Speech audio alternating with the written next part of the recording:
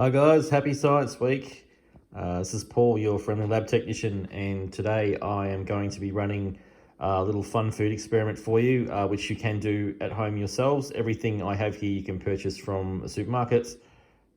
Today we're going to be making honeycomb, and everything you see in front of you here we'll be using today. We have caster sugar, glucose syrup, white vinegar, baking soda, and cooking chocolate basically, that will melt.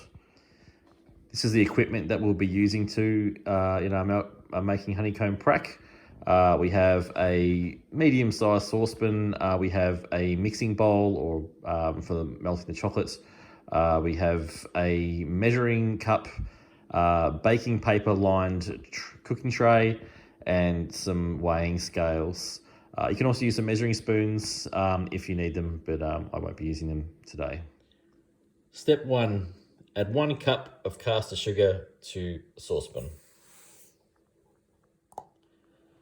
Step 2, add 20 mils of vinegar to the saucepan. Step 3, add 1 cup of glucose syrup to the saucepan. Easiest way to do this, it's a 500 ml can, just do half.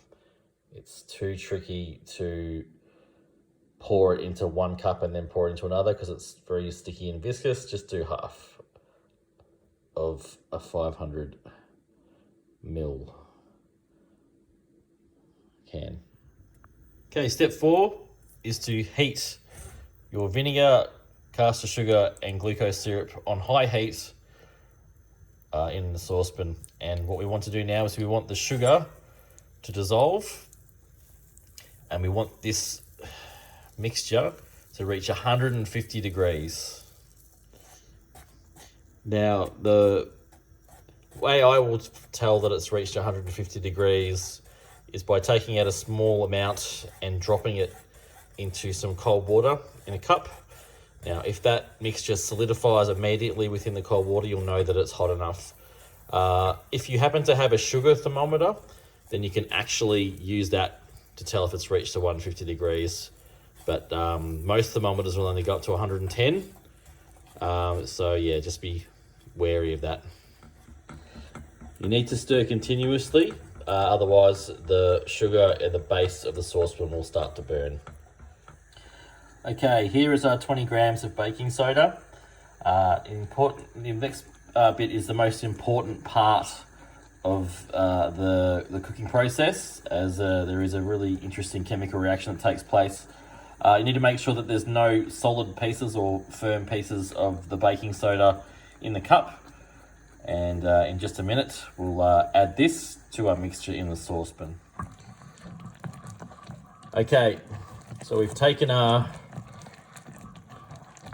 heat off, and we've got to add the baking soda as soon as you can. Have a look and see what you can see there.